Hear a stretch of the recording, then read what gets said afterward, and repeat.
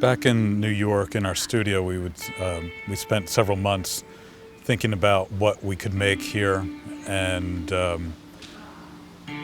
figuring out how many poles and how much cord and how many people we should work with. And we have in some ways very detailed and in some ways incredibly vague idea of what we want to do when we come. It's like planning for chaos.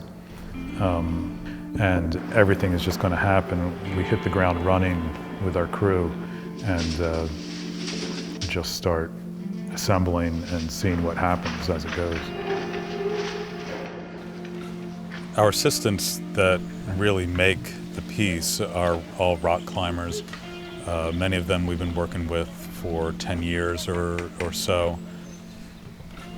We give them certain ideas and certain vague directions, but then they are translating it all through their own minds, and that's what the piece is about: is everyone's trajectory intersecting and creating something. It's really wonderful to work with them and see these things that they come up with, and there's guidance all the way through. Sometimes corrections to be made.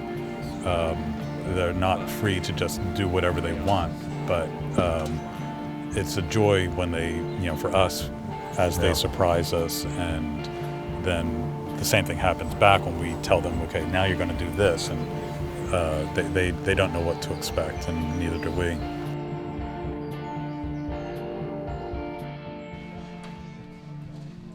The series Big Bamboo is really about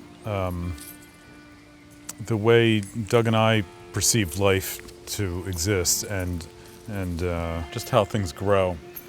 And when we're talking about an individual or a family or a culture, we see everything growing as a result of being interdependent with everything else.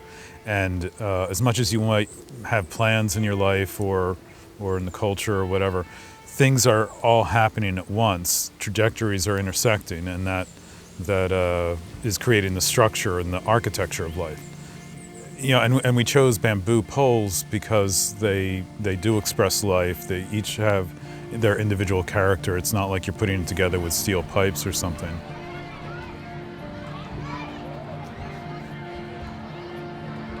I think that people experience a wonder and a joy in the piece. And a playfulness, and I think that's really what we hope to bring about. And then, it's so complex. I can't help but think it makes people think. You start questioning, what is this? How is this working? And as long as your mind starts wondering and start thinking, I feel like that's a successful artwork.